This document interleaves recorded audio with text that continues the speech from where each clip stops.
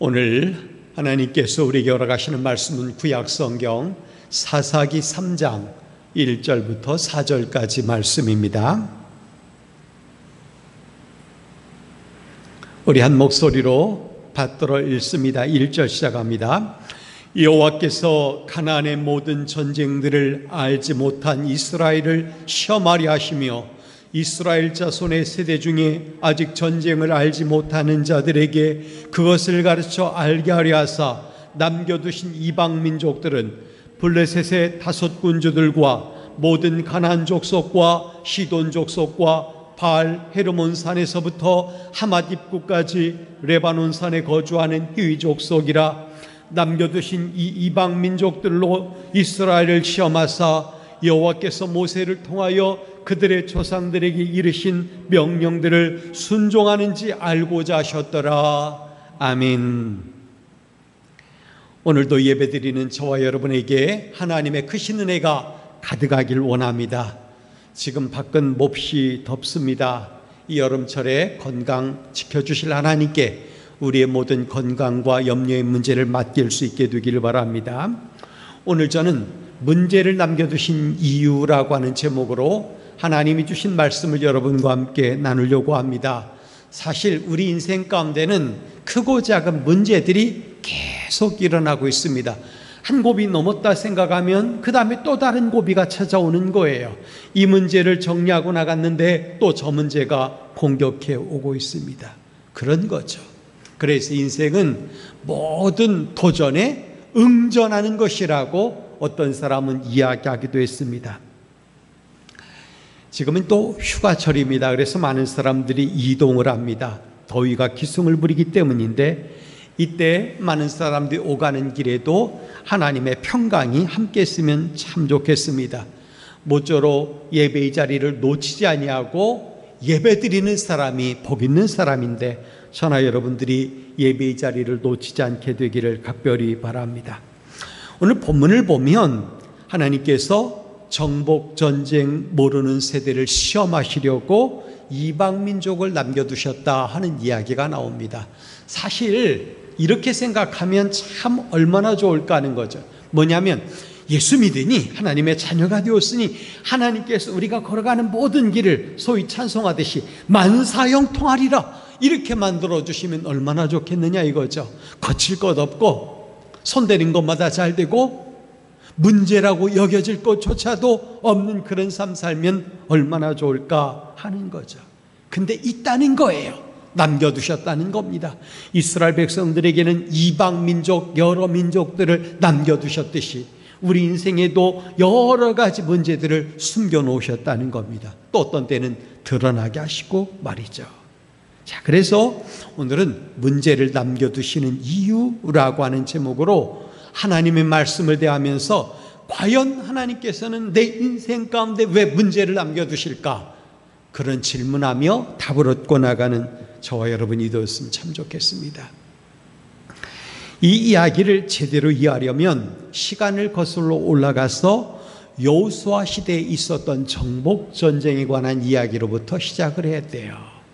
여호수아 6장 21절 말씀인데 우리 함께 읽어볼까요? 시작. 그 성 안에 있는 모든 것을 온전히 바치라. 남녀노소와 소와 양과 나귀를 칼날로 멸하라. 이 말은 진멸하라 라는 말로 대신할 수 있어요. 모든 것을 싹 없애버려라 이거예요. 이렇게 생각하면 좀 수월하지 않을까요? 전쟁을 했어요. 그래서 이겼습니다. 이기면 당연히 전리품이 나올 거예요. 귀한 것들이 있겠죠. 가축도 있죠. 사람들도 있을 겁니다. 사람들은 노비로 삼고 가축들은 자기들의 소유로 삼고 은금 패물은 여러 수고한 사람들에게 나눠주면 얼마나 좋을까요? 인기도 끌 겁니다. 그런데 그렇게 하지 말라는 거예요. 진멸하라, 다 없애버려라, 멸하라 이거예요. 당시 가나안에는 7 족속이 살고 있었다고 얘기를 합니다. 근데 그 7 족속 모두를 죽여버리라는 거예요. 인원을 예측할 수는 없어요. 그 인원이 100만이 될지 200만이 될지 아니면 더 이상이 될지는 잘 몰라요. 하지만 이스라엘은 하나님의 명령을 온전히 섬기지 못했어요. 그들은 다 멸하지 않았어요. 타협했습니다. 어떤 때는 정복을 게을리했어요. 구실은 아주 좋아요. 노동력을 얻기 위해 노비로 삼으면 얼마나 좋겠습니까? 우리가 그들이 가까이 있는 사람인 줄 모르고 언약을 맺었습니다. 이런 식이에요. 남겨두었어요. 그래서 성경에 나온 대로 종으로 삼아 물 길른 자와 장작을 패는 자, 그런 것들로 삼았다는 거예요. 당장 보면 그들을 남겨두는 게 유익이에요. 왜? 나무 대신해 주니까, 땅 대신 파주니까, 물 길른 거 대신해 주니까, 소위 자기들은 가만히 있으면 그 사람들이 해주니까 굉장히 편했다는 거죠. 하지만 하나님은 이스라엘의 이런 태도를 기뻐하지 않으셨습니다. 하나님께서 기뻐하지 않은 이유가 뭐냐 이거죠. 여러분, 우리도 잘 생각해야 돼요. 경제적인 유익, 삶의 편리함, 쾌적함, 이것을 도모할 거냐, 불편하더라도 영적인 거룩함을 따라갈 거냐, 이것이 인생의 끊임없는 경쟁거리라는 거예요. 이 두 가지가 우리 안에서 싸우는 거예요. 하나님께서 기뻐하지 않은 이유가 뭐냐? 거룩함을 유지하는 대신에 편리함 또는 자기들 인생의 만족을 추구하며 하나님 대신 다른 것을 도모하는 삶을 살았다는 거예요. 결국 즉 그들을 남겨둔 결과 약속의 땅이 더러워집니다. 왜? 그들의 우상 문화가 고스란히 들어왔거든요. 또 하나님의 아들들과 사람, 즉 탕자들의 자녀들이 결혼하고, 그래서 정말 그 자녀들 세대가 오염이 되는 거예요. 여러분, 이게 굉장히 큰 문제라는 거죠. 근본적으로 타락하는 계기가 될 줄 그들은 몰랐던 거예요. 이것을 염려하여 하나님은 진멸하라고 명령한 건데, 이스라엘이 하나님의 명령을 듣지 않으므로 남겨둔 자들이 가시가 되었다고 성경은 얘기했어요. 가시. 남겨둔 민족들로 인하여 약속의 땅에 끊임없는 문제가 생기는 거예요. 여러분, 우리는 우리의 진영을 거룩하게 만들어야 돼요. 그래야만 하나님께서 우리 인생 가운데 복 주시고 또 복 주시는 거예요. 아니면 사단이 공격하여 들어와서 끊임없이 우리의 가시가 되고 올무가 되고 마는 거예요. 우리는 하나님께서 이스라엘 백성들에게 가나안 땅을 주시면서 그 땅을 어떻게 표현했는지에 주목해야 돼요. 그 땅이 얼마나 좋았으면 하나님은 약속의 땅을 젖과 꿀이 흐르는 땅이라고 말씀하셨을까요? 여러분, 사람의 눈에 볼 때 젖과 꿀이 흐르는 땅 이렇게 말하면 일단 기름져야죠. 손대는 것마다 잘 돼야죠. 황폐함이 없어야죠. 근데 하나님께서 말씀하시는 젖과 꿀이 흐르는 개념은 하나님이 공급하시는 것으로 감사하며 만족하며 사는 곳이라는 뜻이에요. 하나님의 성령이 머물고 하나님의 영광이 머물고 하나님의 말씀이 충만하게 머무는 곳, 그곳이 바로 젖과 꿀이 흐르는 땅이에요. 저나 여러분의 심령과 가정이 젖과 꿀이 흐르는 땅이 되었으면 좋겠습니다. 그러기 위하여 우리도 슬그머니 들어오는 그런 사탄 마귀의 모든 유혹과 공격들을 물리쳐야 되는 것입니다. 우리가 하나님은 시건하지 않는 분이라고 성경에서 배웠습니다. 분명 하나님께서는 그 가나안 땅이 젖과 꿀이 흐르는 땅이라고 말씀하셨어요. 다만 우리가 거룩함을 유지하며 그 땅에서 하나님의 대행자로 살아갈 때 그 일이 이루어진다는 거예요. 그런데 젖과 꿀이 흐르는 축복의 땅이 범죄로 말미암아 문제투성인 땅이 되고 만 거예요. 놓치지 말고 넘어가야 됩니다. 젖과 꿀이 흐르는 약속의 땅이 왜 문제가 가득한 땅이 되었을까 하는 거죠. 그것은 이스라엘이 여호와의 명령을 따르지 않은 데 있었다고 성경은 분명히 얘기합니다. 여러분, 신앙 공동체는 존재 방식이 거룩함으로 유지가 돼야 돼요. 즉 하나님의 대행자로서 존재해야 되는 거예요. 그런데 오늘 말씀에 보면 그 문제를 여호와께서 남겨두셨다 이렇게 표현하거든요. 이스라엘이 하나님의 명령을 따르지 않음으로 인해 생겨난 문제인데 왜 여호와께서 남겨두셨다 이렇게 말씀하셨을까요? 그 질문에 답하려면 남겨두셨다 하는 단어에 주목해야 돼요. 남겨두신, 힌니아흐라고 읽는데 머물다, 사역형으로 말하면 머물게 하다 이거예요. 하나님께서 머물게 남겨두었다는 거죠. 그러니까 원주민들이 계속 거하게 된 것은 그들에게 하나님을 대적할 만한 힘이 있어서가 아니라 하나님께서 머물게 하셨기 때문에 그들이 거기 존재하게 되었다는 거예요. 이미 하나님은 이스라엘의 어떠함을 알고 계시는 분이에요. 그들의 완악함, 불순종할 것 다 아시는 분이에요. 진멸명령에도 불구하고 이스라엘이 거역할 것 하나님 아셨어요. 가나안 족속을 남겨둘 것 미리 알고 계셨다는 말이에요. 그럼에도 하나님은 이스라엘이 불순종까지도 사용하셔서 한치의 차질 없이 하나님의 구속사를 써내려가고 있다는 거예요. 성경 기록자는 이것을 하나님이 남겨두셨다라는 말로 우리에게 설명해 주고 있는 것입니다. 자, 그러면 오늘 말씀이 우리에게 주는 도전이 뭘까요? 이런 거죠. 왜 하나님은 문제 가운데 약속의 땅을 두실까? 즉 바꿔 말하면 약속의 땅에 문제를 남겨놓으실까 하는 거예요. 왜 교회 가운데 문제를 남겨놓으실까? 왜 믿는 자의 가정 안에 문제를 남겨놓으실까? 그런 거죠. 그 이유를 발견해 보라는 게 본문의 요구사항인 것입니다. 왜 우리 안에 문제가 여전할까?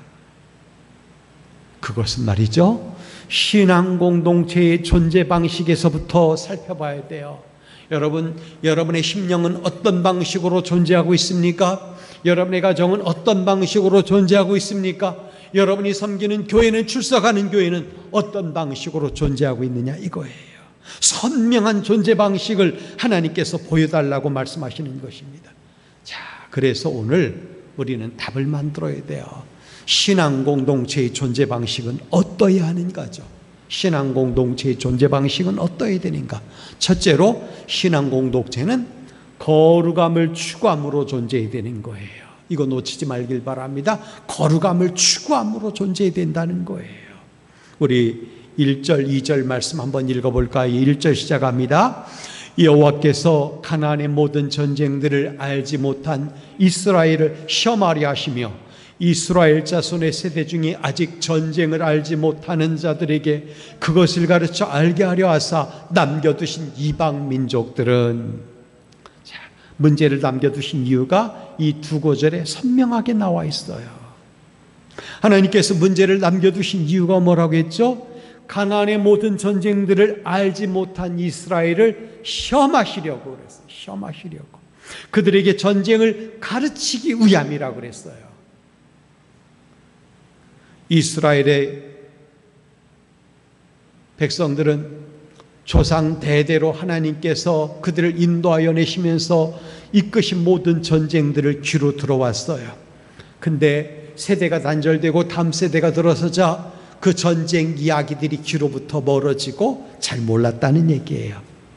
바꿔 말하면 출애굽 1세대는 광야에서 다 죽었습니다. 그리고 출애굽 2세대가 나왔는데 이들은 광야의 시험을 거쳐 만들어진 세대이지만 큰 전쟁에 대해서는 잘 몰랐다는 거예요. 여기까지는 그래도 괜찮아요. 가나안으로 들어가는 그 다음 세대가 문제인 거예요. 이들은 가나안의 모든 전쟁들을 경험한 세대가 2세대까지라면 그 다음 세대는 거기서 출생하고 자란 세대를 말하는 거죠.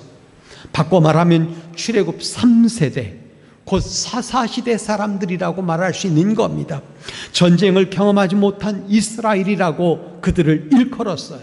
왜 자꾸 세대 이야기를 하냐면 시간이 갈수록 신앙 공동체의 선명성은 흐려지고 만다는 거예요. 믿음의 계보를 써내려가는 여러 가정들을 유심히 살펴보면 할아버지 할머니 때는 신앙이 너무 선명했어요. 아주 중요한 신앙 노선을 지켜나갔단 말이죠. 그 아버지 며느리 때도 그나마 교회 출석해서 어떤 가정은 장로님도 되고 안수 집사님도 되고 권사님도 되고 그랬단 말이에요. 교회도 잘 섬겼어요. 근데 그 다음 세대 내려가니 자식들이 교회 출석을 안 하는 거예요. 11주도 안 하는 거예요. 그냥 세상에서 오히려 믿음 없는 사람처럼 사는 거예요. 구별되지 못하는 거예요. 한마디로 신앙 공동체의 선면성이 점점 흐려지기 시작했다라는 얘기예요.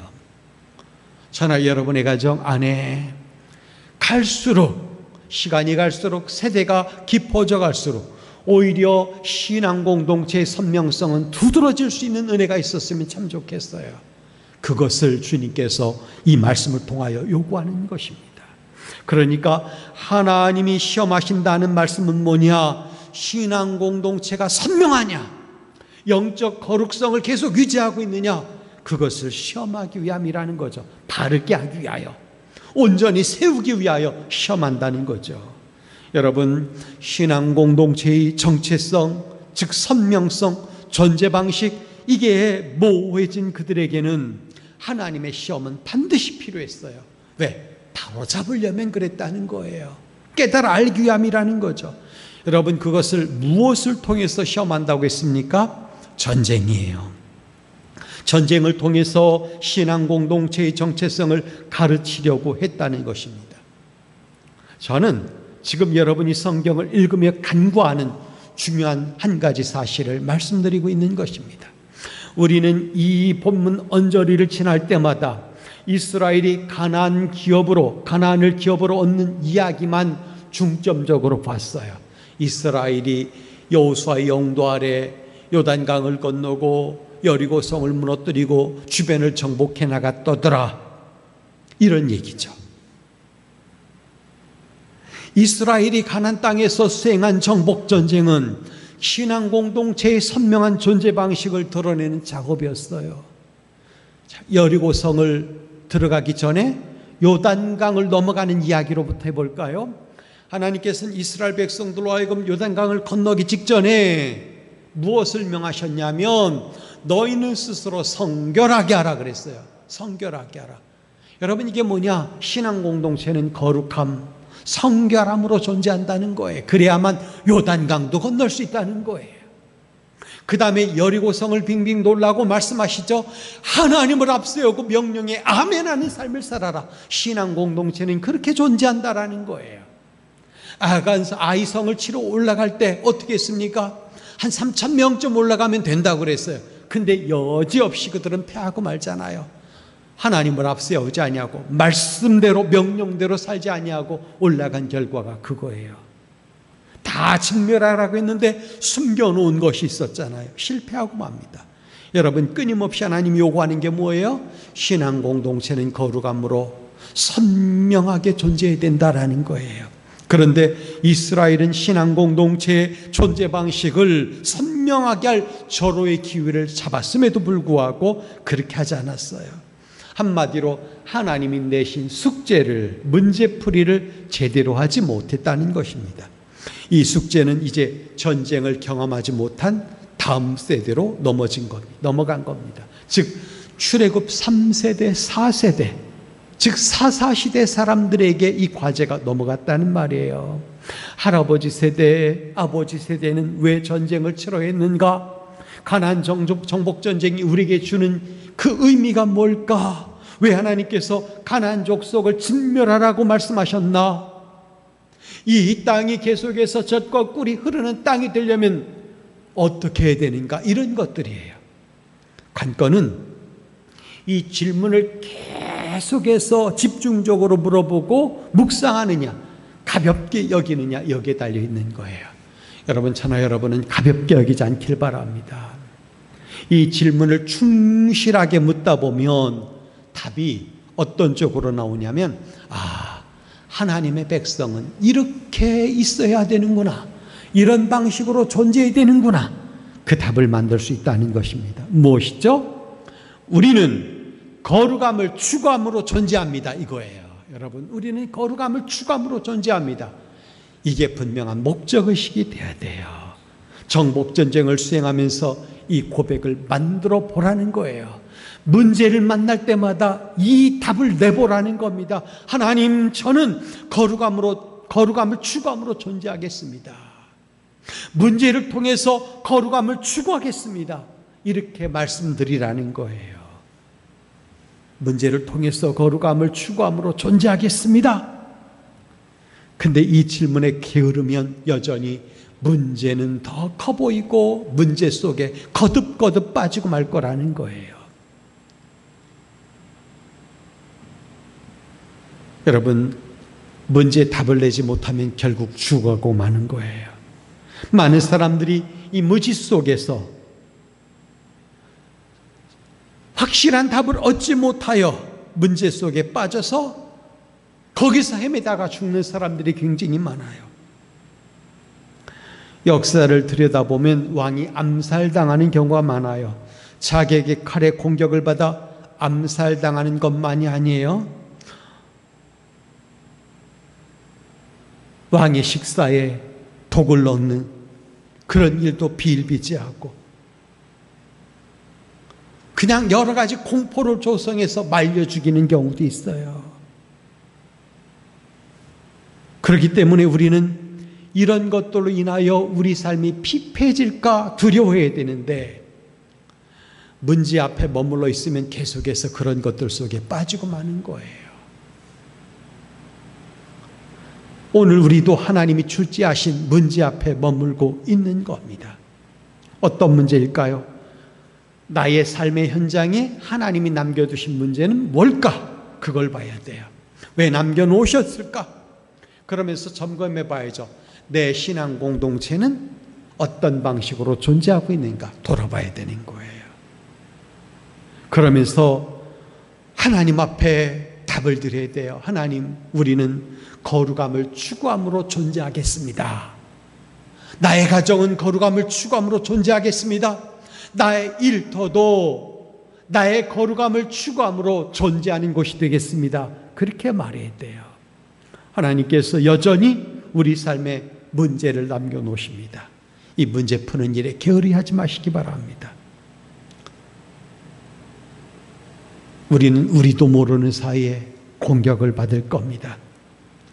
그때 거룩함을 추구하지 못하면 이 사탄의 공격에 우리는 여지없이 노출되고 죽음에 이르는 깊은 병에 빠지고 말 거예요. 우리는 어떻게 존재해야 되는가?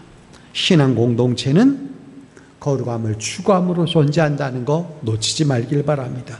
두 번째, 신앙 공동체는 어떤 방식으로 존재하는가? 신앙 공동체는 말씀에 순종함으로 존재한다는 거예요. 여러분, 저나 여러분은 하나님이 명하시는 모든 명령에 아멘 할 말을 늘 남겨놓길 바랍니다. 오늘 우리가 함께 읽은 말씀 가운데 4절을 봤으면 좋겠어요. 같이 읽어볼까요? 시작. 남겨두신 이 이방 민족들로 이스라엘을 시험하사 여호와께서 모세를 통하여 그들의 조상들에게 이르신 명령들을 순종하는지 알고자 하셨더라. 여러분, 하나님께서 이스라엘 백성들에게 문제를 남겨두신 이유, 시험하시는 이유가 뭐라고요? 하나님이 그들의 조상들에게 명령하신 바를 그의 후손들이 순종하는지 알고자 하셨다라는 거예요. 여러분은 이스라엘이 광야에서 얼마 동안 머물렀는지 다 압니다. 40년 동안 머물렀다고 그러죠. 수도 없이 들었습니다. 그들이 왜 그 긴 세월 동안에 광야에서 머물렀을까요? 그것은 하나님의 말씀에 순종하지 아니하고 오히려 불평과 원망을 일삼았기 때문에 그런 거예요. 한 예로 이스라엘이 가데스에 머물 때 그들은 약속하신 가나안 땅을 갔다 와서 악평을 합니다. 들어가라는 명령을 거부하죠. 차라리 광야에서 죽는 게 낫겠다. 그러니까 하나님, 그래? 그럼 죽어. 그러신 거예요. 출애굽 1세대가 다 죽기까지 40년 동안이나 광야에서 시험을 받게 하신 거예요. 저나 여러분의 입술이 부정해지지 않길 바랍니다. 신앙적인 언어가 저나 여러분의 입술에서 항상 나와야 돼요. 지난주에도 말씀드렸지만 우리의 입술에서 표현되는 거, 이거 굉장히 중요한 거예요. 믿음의 사람답게 성도다운 말하고 성도다운 말로 다른 사람들에게 복을 빌어주고, 그렇게 표현하여 여러분의 환경을 지배해 나가는 하나님의 대행자가 되어야 되는 거예요. 하나님의 대행자. 하나님께서 나를 통하여 역사하신다. 하나님께서 나를 통하여 복 주신다. 하나님께서 나를 통하여 여기에 일을 이루신다. 이 대행자의 삶이거든요. 핵심을 다시 정리하죠. 왜 시험하실까요? 그것은 하나님의 말씀에 순종하는지 여부를 알고자 하기 위함이라 그랬어요. 약속의 땅을 통치할 수 있는 자격이 그들에게 있는지, 하나님의 대행자의 삶을 그들이 사는지 보고자 했다는 것입니다. 신명기 8장에 보면 신명기를 기록한 분은 이렇게 말합니다. 너를 낮추시며 너를 시험하사 내 마음이 어떠한지 그 명령을 지키는지 지키지 않는지 알려 하심이라, 이렇게 말을 했어요. 계속해서 신명기를 기록한 분은 또 말합니다. 또 너도 알지 못하며 내 조상들이 알지 못하던 만나를 내게 먹이신 것은 사람이 떡으로만 사는 것이 아니요 여호와 입에서 나오는 모든 말씀으로 사는 줄을 내게 알게 하려 함이라 그랬어요. 여러분, 우리는 하나님의 입에서 나오는 것으로 사는 거예요. 하나님이 주신 복으로 사는 거고, 하나님이 가라고 하신 그 길을 따라감으로 순전한 길을 인도받아 사는 것입니다. 이스라엘은 약속의 땅 가나안 땅에 들어가 하나님을 대신해서 하나님 나라를 건설하는 사명을 맡은 백성들이에요. 즉 하나님의 대행자였다는 것입니다. 그래서 하나님은 이 사명을 맡기기 전에 먼저 그들을 말씀에 순종하는 백성으로 만들고자 광야의 시험을 대신해서 전쟁을 경험하지 못한 세대에게 전쟁을 통하여 하나님 대행자의 삶을 배우겠던 거예요. 여러분, 하나님의 대행자는 순종하는 백성이 되어야 되는 것입니다. 하나님의 대행자는 은혜로 사는 백성이 되어야 돼요. 상황과 환경을 넉넉히 이기는 그 은혜를 우리는 받아들이며 살아야 되는 거예요. 적당히 신앙생활하는 사람은 하나님의 대행자가 될 수 없어요. 선명한 신앙 공동체 만들고 하나님의 명하심에 아멘하며 순종하는 사람들이 하나님의 대행자의 삶을 살게 되는 거예요. 여러분, 저는 여러분들이 말씀에도 선명함을 갖고 대하길 바라요. 적당히는 안 돼요. 그 신앙생활을 적당하다 보니까 말씀도 자기 편의로 해석하는 사람들이 점점 늘어나는 거예요.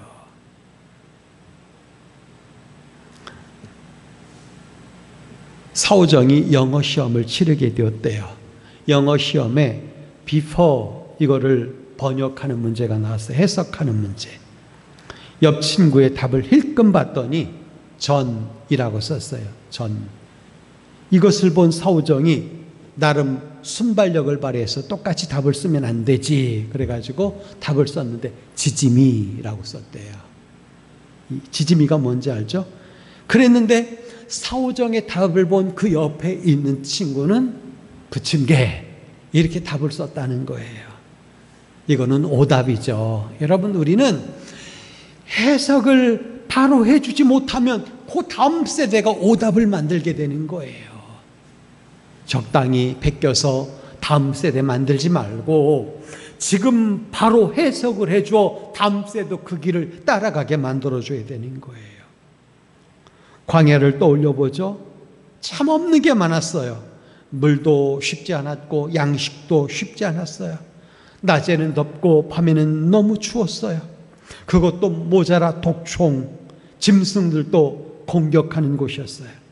그래서 어떤 분은 광야 3요소가 있다고 했는데, 광야는 열받고 뚜껑 열리고 염장 지르는 곳이라고 말을 했어요. 제가 어떤 성경 공부 교재를 봤더니 그렇게 나왔어요. 한마디로 하나님의 은혜가 아니면 도저히 살 수 없는 곳이었다는 거죠. 그런데 그런 광야에서도 이스라엘은 40년을 너끈히 살았다는 거예요. 뭐죠? 하나님의 은혜예요. 오직 하나님의 은혜. 우리는 지금까지 달려왔고 앞으로도 또 달려갈 겁니다. 지금까지도 지내온 것 하나님의 크신 은혜였는데 앞으로 달려갈 길도 하나님의 은혜에 맡깁시다. 그래야 되는 거예요. 사람이 떡으로만 사는 것이 아니요, 하나님의 입에서 나오는 모든 말씀으로 사는 것입니다. 이걸 깨달아 알 수 있게 되기를 바랍니다.